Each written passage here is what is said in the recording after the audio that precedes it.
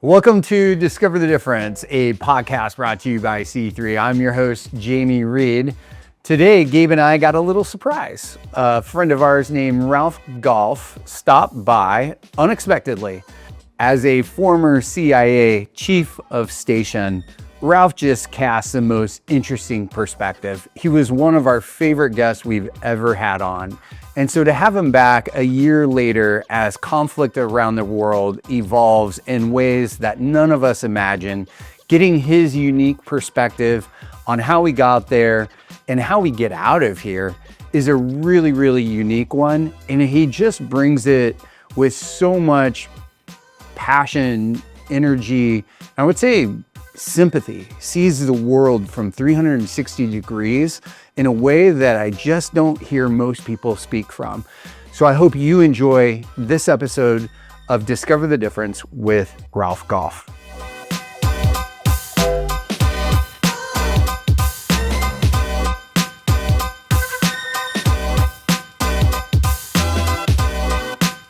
Maybe give us a little bit of update. I know when you were with us a year ago, you were just retiring out of the CIA. What's up with you personally since that time? Well, first of all, it's good to see you guys again, and thanks for having me here today.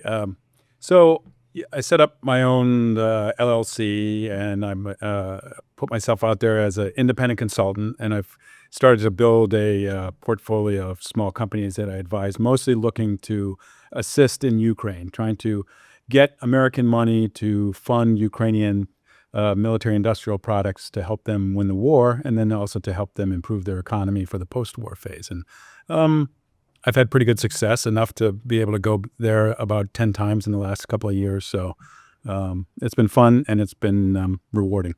What is it about, the Ukraine that's really attracted you? Is that something that's happened, throughout your career, or is this more a recent thing? Or No, that's a great question. And I think it's a combination of a little bit of guilt, a lot of respect for the Ukrainians, and a whole lot of dislike for the Russians. The Russians and I have a lot of history going back a long way.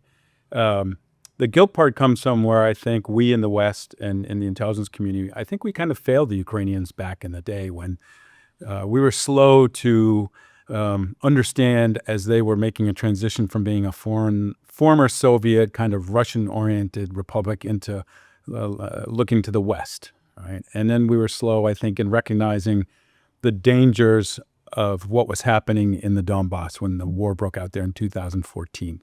I was still active in the agency back in those days, and I had responsibility for that part of the world, operations in Ukraine, Russia, Europe. And I started making a lot of trips out there on a pretty regular basis and going out towards the Donbass because, the future World War III was kind of bubbling away there, and no one really seemed to be paying attention to it. So I would come back, and I would give reports to the agency and to others, and then I would bring some seniors out with me on future trips. And we made some progress, but it was always, we're busy in Afghanistan, we're busy in Iraq, we're busy with this, we're busy with that, which, is very, I think, part of the legacy of the GWAT, the Global War on Terror, or as Borat calls it, the American War of Terror. We turned our backs on these other countries, on Russia, China, to a lesser degree, North Korea, and Iran, and one of the casualties of that was Ukraine. So the guilt comes from that, and then of course the dislike for Russia, which goes back to when I was like an 18-year-old kid, and I joined the army out of high school and learned Russian as a soldier. And so literally for almost 50 years, I've been mostly oriented against the Russians in one way or another. We were speaking before this about Russian strategy recently is really investing in teenagers putting out propaganda on social media that's spreading all kinds of falsisms. And then you referenced 2014. When we went to Ukraine, I think it was in 2022, they had just finished ousting a bunch of judges, I think all the way up through the Supreme Court, that, fraud and internal issues going on. So you're talking about 9-year period there where they're really trying to work to change that government over into a democratic state. Yes. What do you see as a consequence of the kind of these two worlds merging here, where at the same time that they're becoming a democracy, that we're abandoning them in that moment? And how is it that they're surviving it and overcoming that? Yeah. Well, I'll answer the second part first. The survival comes that there are very resilient people and very determined people. And also now they've been given a very bloody gift by Vladimir Putin, and that is their national identity. Prior to the war, there was a Ukrainian identity, but it was not really as robust as it is today. Right? You had the Ukrainian language, but you still had all these millions of people speaking Russian, right? And this, of course, plays into the second part, which is, this legacy of the war itself. And it's actually the reason behind Putin's invasion, right? The Russian disinformation campaign, they're geniuses at this. This goes back to Tsarist times and Soviet times, where the Russians and the Soviets were extremely proficient at controlling narratives and putting out narratives across the globe in their favor. Well, it's no different today. And so, Vladimir Putin would have us believe that he had no choice but to invade Ukraine because it was about to become a NATO base, a forward operating base for NATO that would endanger the Russian Federation, right? That's malarkey. What Putin was really afraid of was the emergence of this increasingly democratic, increasingly Western-looking state with millions of Russian speakers, right, on his border. The last thing that the Putin administration wanted to see was a thriving, democratic, Russian-speaking democracy, economically aligned with the West on his border. That was a danger because the Russian people, right, who are not as dumb as we sometimes think they are, they would look at that and as they would watch this Ukraine thrive, would say, why can't we have that? That was the danger to Vladimir Putin, and that is why he invaded. And that is a reason that is often ignored by the West, because they bought into this narrative that somehow this war is our fault, which couldn't be further from the truth. And the proof for that is there's a whole new NATO border with the Russian Federation called Finland. Absolutely. It's interesting because, everybody, not everybody, but there was a lot of the perspective that Russia was going to come in and basically, win very quickly. Yeah. And I think Putin felt like that was what was going to happen. Yes, he did. And obviously that didn't. And it's almost like of a David and Goliath kind of story. What do you attribute that to? I mean, you talked about the resiliency of the Ukrainians. I mean, I know today we're, from a technology, the U.S. is benefiting from, $20 drones that are taking out Iranian drones and protecting U.S. lives. Yeah. They seem to have that creativity. What's your thoughts around that? And real quick, for anybody who's listening, I'm not a great historian, but in case somebody else listening is not either, you and Mark were explaining the U.S. behavior as Russia was building up and thinking that Ukraine would just collapse overnight.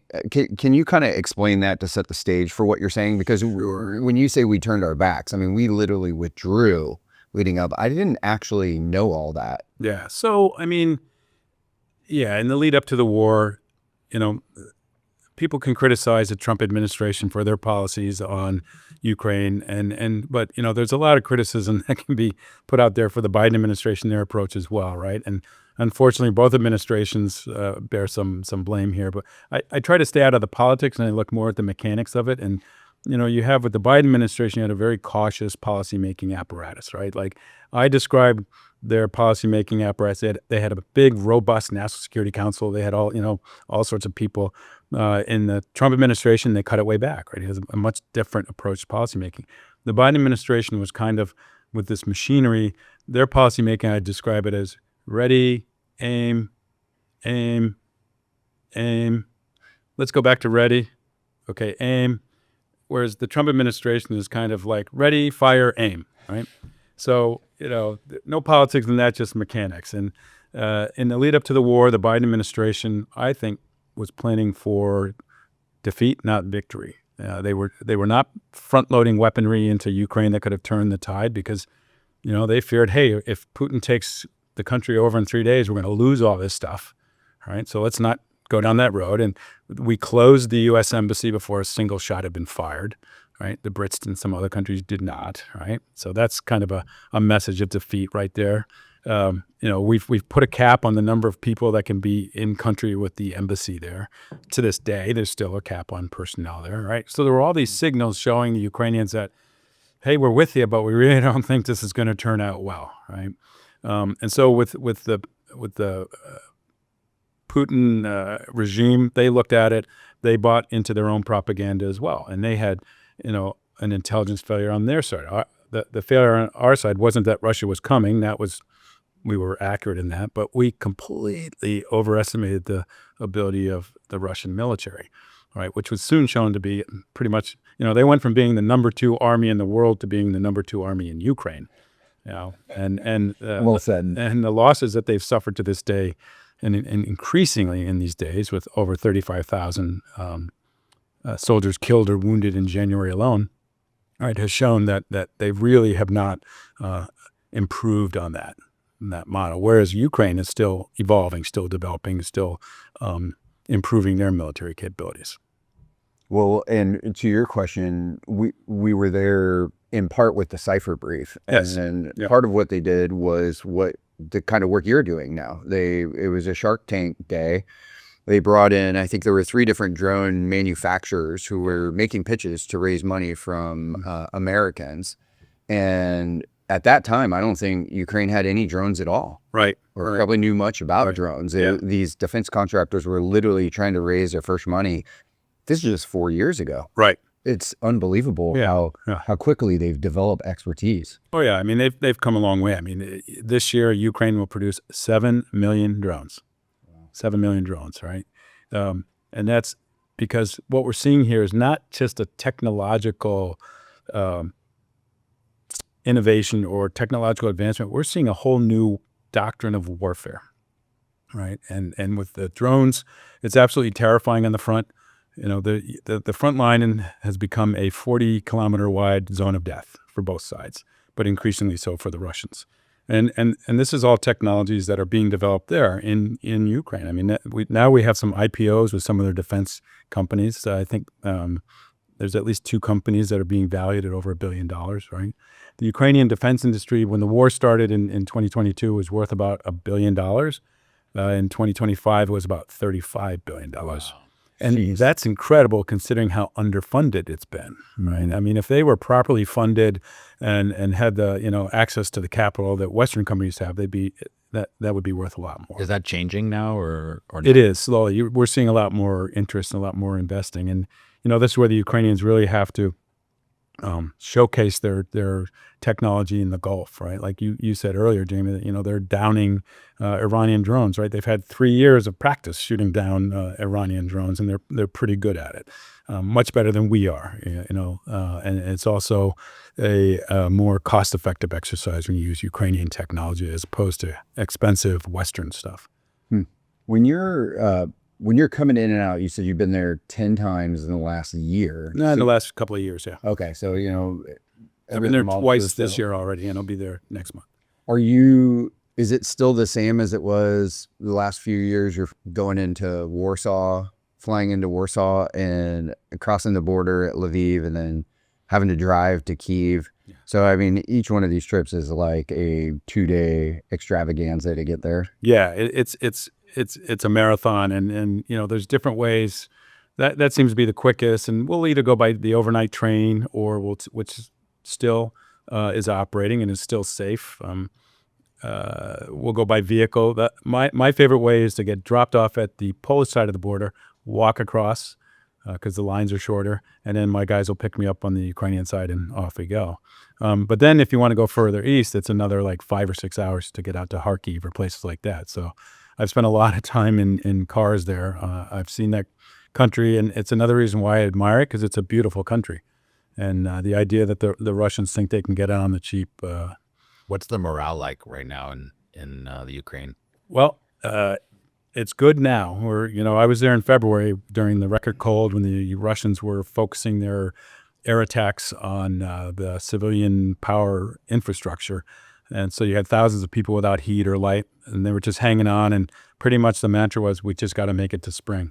Well, spring is here. The day we left there last 2 weeks ago, it was probably like 65 degrees, and you could literally watch the leaves pop because it was so fast. But they're The civilian side has pretty good morale now, but on the military side, we went out to the front. I was traveling with General David Petraeus, who used to be my boss as director of the CIA, and has now become a real advocate for Ukraine. And we went out to the front. We went out past Kharkiv. We were down in Zaporizhia to the southern front, and we visited a number of commands, went into their command bunkers to see for ourselves what was happening on the front. And I can tell you the determination and the resoluteness of the soldiers there was unwavering. Right? These are guys who are not about to give up. What has changed over the last few years is the bravado is gone. Like at one point they're like, well, we're gonna push the Russians back and take back all our territory and blah, blah, blah. Well, no, they realize that's not going to happen. What they do say more realistically is like, look, what's lost is lost. We probably can't get that back, but we can fight hard. We can cause Russian casualties and make it very expensive for them for every meter until we can force them to the table. Like something like 70% of Ukrainians are prepared to accept a ceasefire where they lose those territories that are already occupied. But the caveat there is they're not giving up a single meter that doesn't have a Russian boot on it. So these, efforts by Western mediators to placate Putin and say, well, yeah, you have to give up, this additional territory in order for a ceasefire, they're not going to do it. Mm-hmm. Good. I follow you on LinkedIn, and you're pretty active. You're liking and commenting on quite a bit of stuff. So I just spider web around, and I start following all the people that you're commenting on and whatnot. Yeah. And you see a lot of video of what's going on the front lines. And how much are those nets playing a role in navigation in eastern Ukraine, where you see roads that are fully netted? Oh, the drone nets, yeah. Yeah, I read somewhere on one of the posts that you put up that a lot of that is fishing nets that are. It looks like fishing nets, but I mean it's specially made. These are specially made nets, and they're put up over the road and on the sides, and they're expanding that network. And it's not foolproof, but it's better than nothing. It's particularly effective against some of these fiber optic wire guided drones, which the Russians seem to have a slight superiority in. Although that's changing. The Ukrainians have been focusing attacks on factories in Russia that produce fiber optic cable, right? So I think it's also kind of a psychological boost. You see those nets, and for tourists and civilians, it's probably terrifying to be under a net and think, oh, this is to protect me from drones. But for people who have been subject to drone attacks, it's probably comforting to know, okay, I got a little something there that might help. But it's just part and parcel a sign of the resilience of the people, that they will, the Ukrainians, they will find ways to deal with the threats, and they'll go about it on their own if they have to. Is there? Oh, go ahead. I think there was didn't they also come up with a technology where they actually put nets over drones that are coming at? Oh yeah, they've got all sorts of counter, like a counter drone, Spider-Man, which is like a really inexpensive way to. Yeah, they have various different ways, like drones that crash into other drones that shoot. Have like fire like a shotgun type round, or throw the nets, or the most common ones now, which are being more perfected, are these AI controlled drones that lock in on a Shahed or other type of drone and just fly right into it.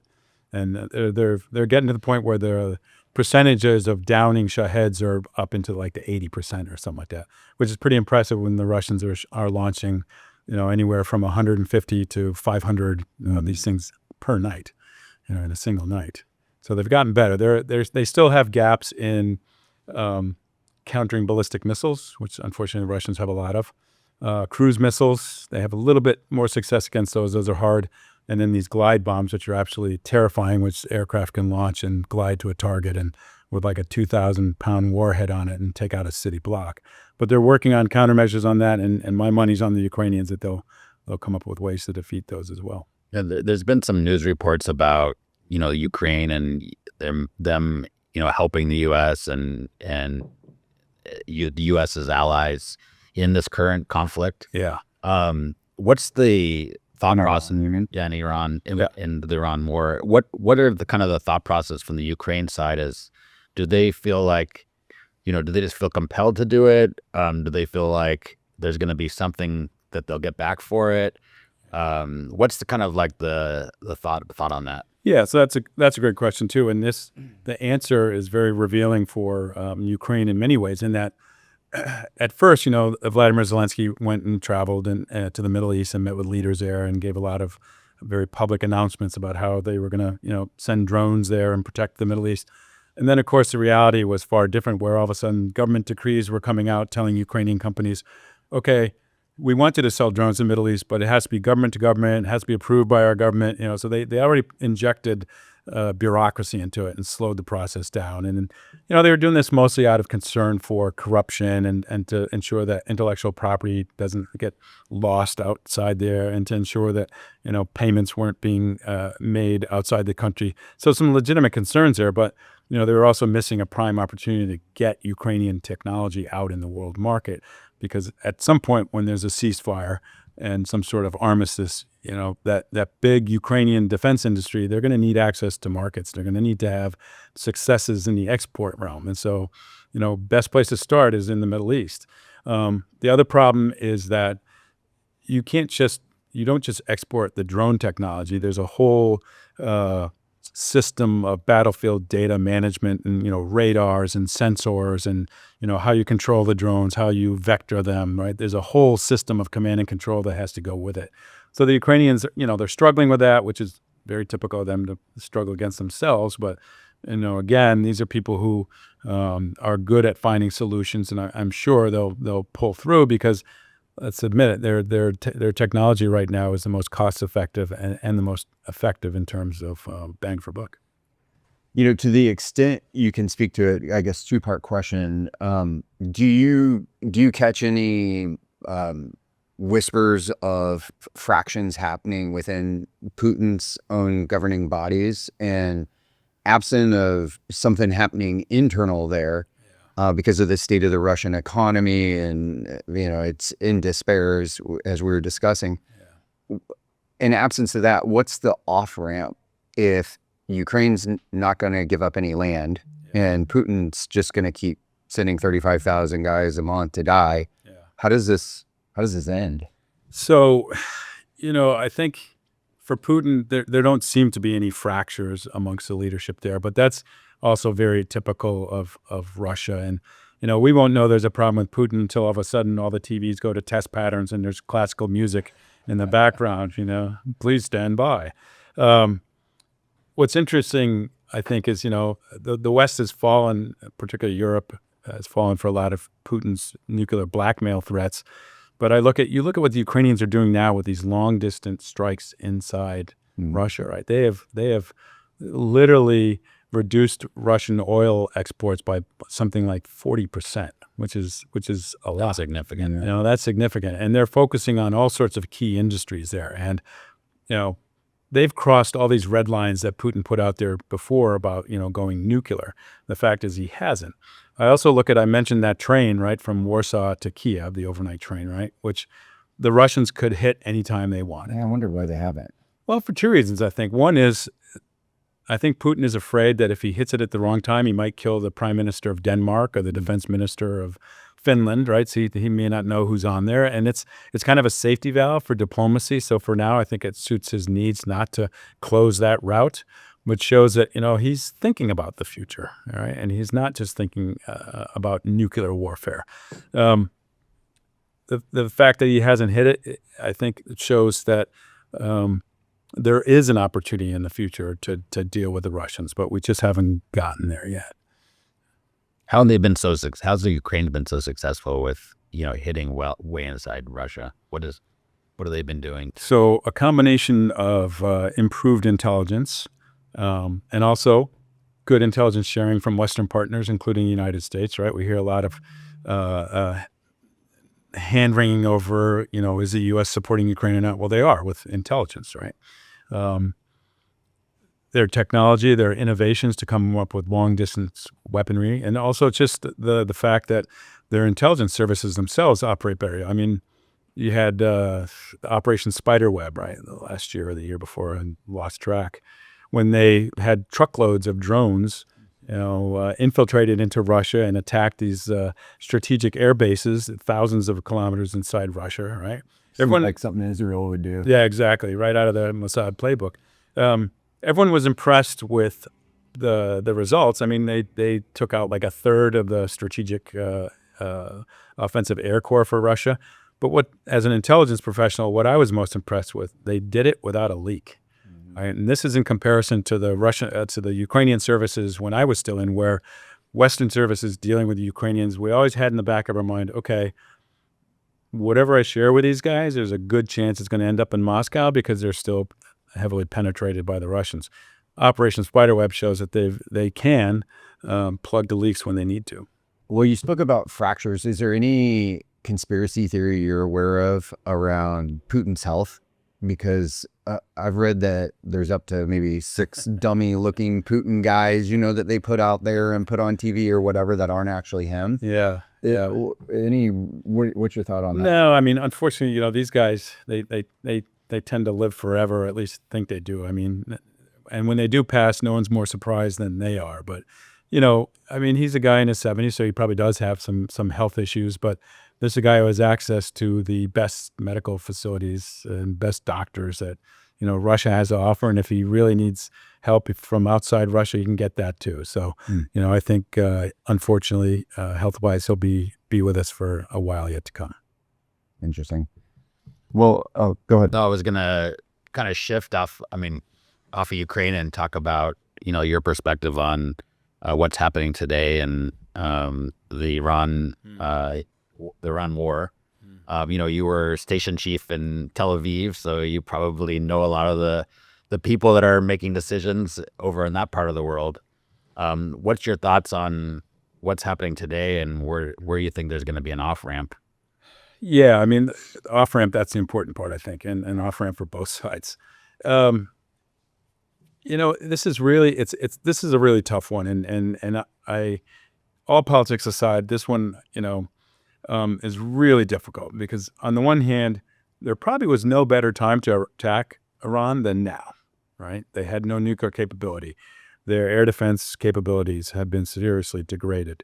You just had the protests and the demonstrations showing that there are huge gaps between the rulers and those that are ruled. You've had the proxies in the region, right? Who the Israelis, through just sheer audacity, brilliance, and a lot of risk-taking, knocked off one at a time, right? Hamas, Hezbollah, Syria's gone, right? The Iraqi Shias have been rendered, weaker. Iran itself was attacked by the Israelis, right? So, this network of proxies that the Iranians had established, or they had hemmed in Israel, and Iran was an existential threat to Israel. They never were really an existential threat to the United States. They've always been kind of a nuisance to us, but for Israel, they were an existential threat. That's gone, right? The Israelis and with American help have taken that off the table. So, from a strictly tactical, bang versus buck equation, there probably was no better time to hit them than now. The problem is that, okay, now what do you do? And I don't know what the administration's longer-term plan was. I think there was a lot of hope put on the idea that, okay, we can bomb these guys into submission and then get them to the table for a deal after a couple of weeks. That's materialized as unworkable. I think some fake promises were made. Both, supposedly the Israelis were kind of pushing. The former head of Mossad, David Barnea, was kind of pushing that, we could pull some strings and get the people to rise up again, right? And I think the administration was looking at that. And frankly, a lot of the Iranian people themselves also said, hey, bomb these guys, get them off our back so we can rise up. And, that didn't happen either. And it just shows you that, the human factor is still important. And so the intelligence agencies, I think, have got a lot of work to do ahead of them to dig in and find out what is the situation with the Iranian people. Obviously, I think there is some sort of tipping point that would get these people into the streets, but we haven't hit it yet to the point where they're still under the dominion of this small percentage, this elite, right? The RGC and the Basij militia and the mullahs, which I've heard described that like 80% of them are just in it for the money and 20% of the hardcore. So, the Israelis, their approach is, well, let's kill the 20% and then let's see what we can do for, get the 80% to switch sides. But there's a lot of work that has to be done to uncover if that's possible. So I think this is really You sound optimistic. long term. Yeah. Right. But I think we're going to see that includes, $5 a gallon of gas average nationally and other, it's going to cost the American people to stick to this the long term. Whereas I think the administration is in mode where they're looking to cut a deal sooner rather than later. So, even if that's done, I think the Iranian regime has been dealt not a mortal blow, but a serious blow, just like we saw with Iraq. The beginning of the end for Saddam Hussein was the first invasion, right, which weakened him, and then the second invasion, which took him out. And the irony is Iraq is a country that maybe hasn't developed to our liking, but it is one of the more reliable democracies in the Middle East, dare I say. They've had their own elections, right? They've had free and fair elections through the past decade or so. So, there's hope for them as well. But Iran, I think, is going to be a long-term project. That's a lot in there, man. Gosh. So back to your happenings right now. Do you have more on Iran you want to ask? No, we're good.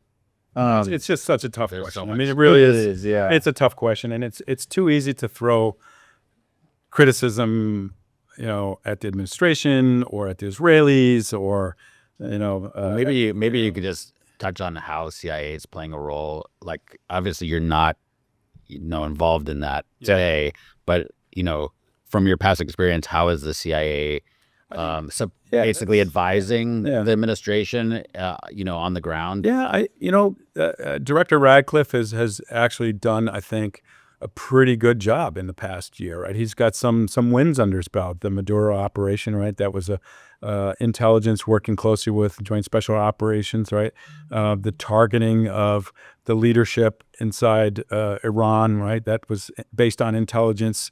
The continued targeting of missile launchers and drone factories, I think that's based on intelligence. So under Radcliffe's leadership, the CIA has done, I think, a pretty good job. And this rescue of the rescue of the serviceman, which, was rough, but was successful, right? And, we have an agency now that has not an easy relationship with the president, but, Director Radcliffe is Trump's guy there, so he's got some faith in him. And, I think he's done a good job of overcoming some of the suspicions that the president has harbored towards the CIA and their, deep state. And, he was, I think he felt that the agency was largely in enemy hands for a while there under previous administration. So all in all, I think the agency's done a fine job, and we can look to see them hopefully do even better in the coming months. So I know you said it's a fire aim or fire shoot aim or whatever. So ready, fire, aim. Ready, fire, aim administration. But just if we go back in, when was it? When did COVID break out? Was that 2020? Yeah. March of 2020, we were going to a dinner with Secretary Pompeo with Alder. And it was going to be a discussion where he was going to give us a bit of an update, education on what Trump's policy was with China and try to give some insight on how he was trying to build leverage into the relationship.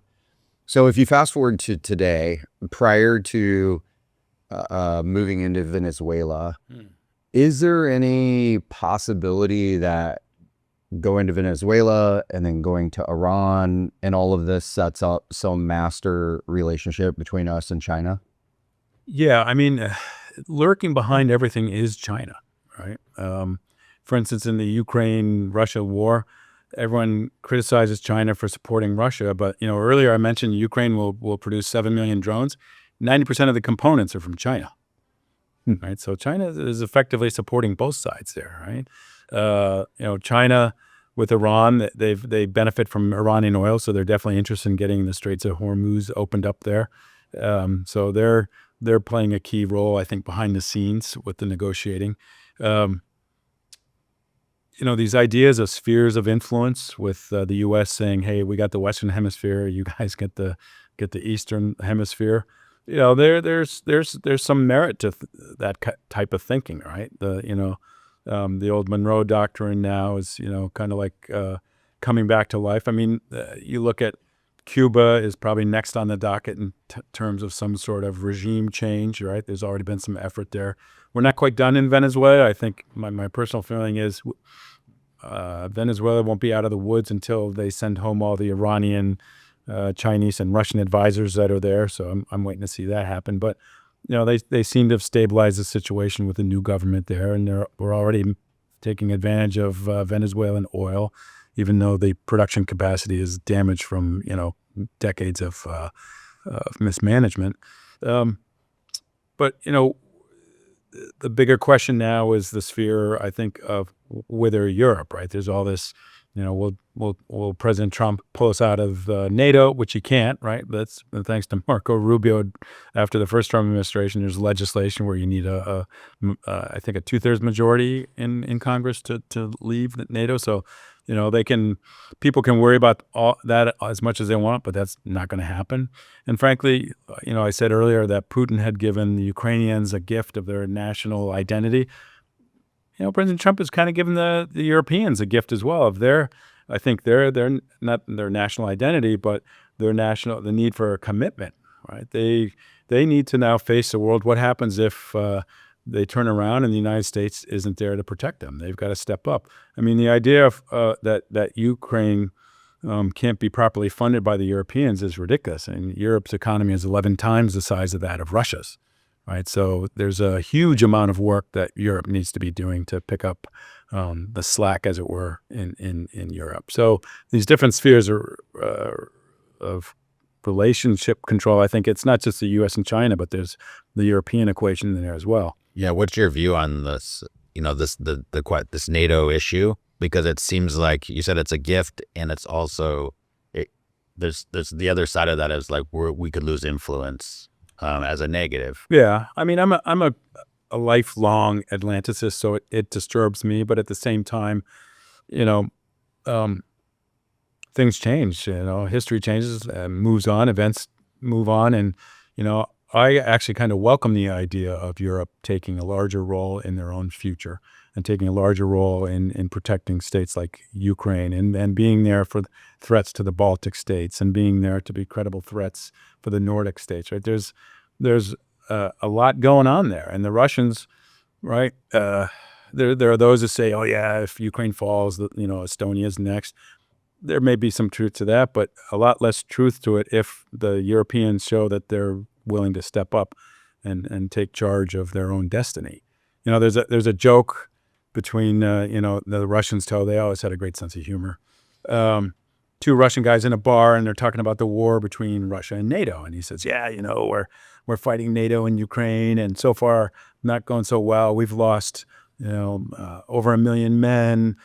Our Black Sea fleet's been chased out of the Black Sea. Our Air Force is losing planes. They're having to stay out of the airspace there. Things just aren't going well." And the other guy says, "Well, what about NATO? What are they losing?" He says, "Well, they haven't started to fight yet." So this idea that Russia could just pivot from this brutal war of attrition in Ukraine and then take on NATO, I think is maybe there's not much to that. You think that was also a miscalculation by Putin, yes, where now we have Finland, who's a strong power, and that as part of a NATO. Yeah. I think he definitely did not see that coming.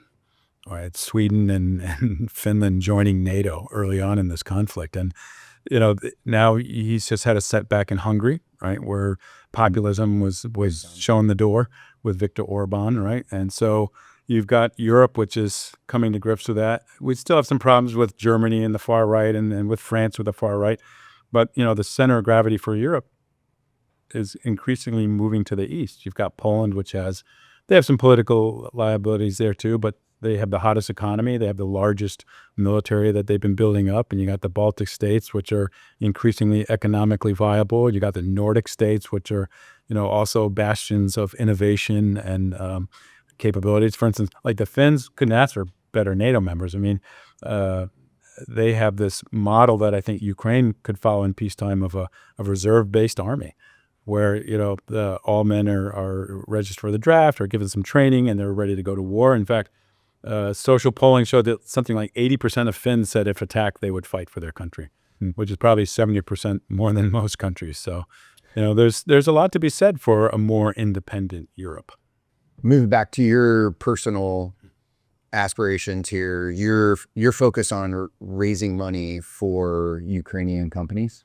Well, mostly, yeah. I mean, getting investment in there, promoting partnerships between Ukrainian companies and American companies, and then just Is that defense contractors? Is it across the board? I mean, is it anything. And in fact, when peacetime comes, they're going to need to turn swords into plowshares there. So, and also I think in the medical field after this war, PTSD and psychological problems will be a big deal for their population as our wounded veterans, putting them to work, right? Traumatized children who've been going to school and bomb shelters for the last few years. So there's going to be a lot of work to be done in Ukraine. And again, they're resilient people and hardworking people, but they're going to need help.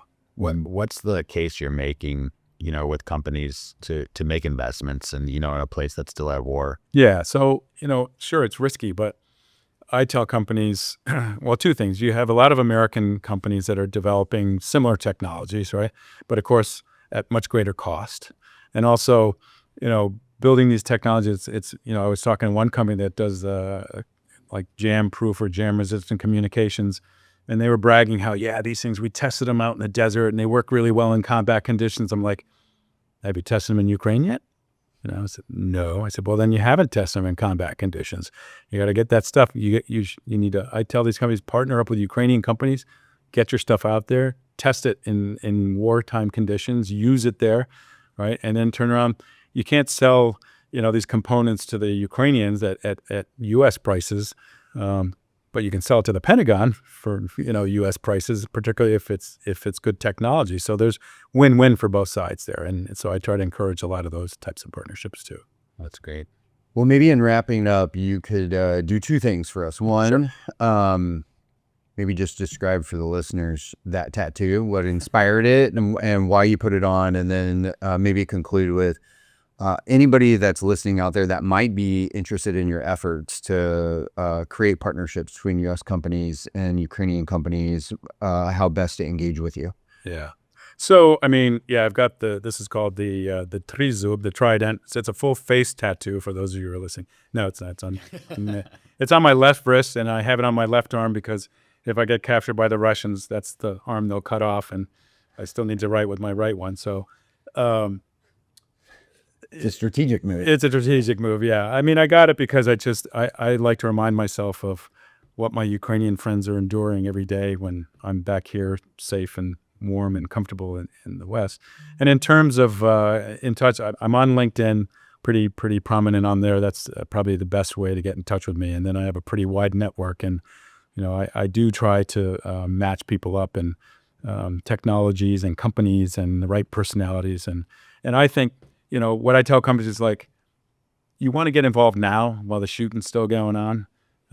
Because if you wait until there's a armistice and there's peacetime, right, the people who are there during the war will be at the head of the line, and the people who weren't will be at the back of the line. Just thinking about, what, your kind of the next thing in your career, and you have an illustrious career. Well, I guess one is if you got tapped on the shoulder and said, hey, we need you back in the CIA, would you consider that?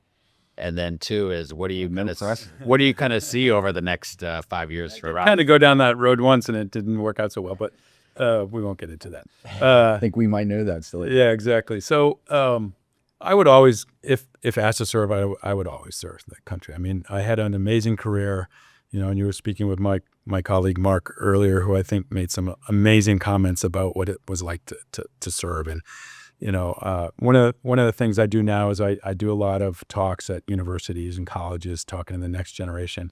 And this is where my optimism comes from. I have met young people there who, as Mark said earlier, are way smarter than my generation was, and who are every bit as willing to serve and do the right thing as we ever were. So I'm pretty optimistic about what's coming in the next generation.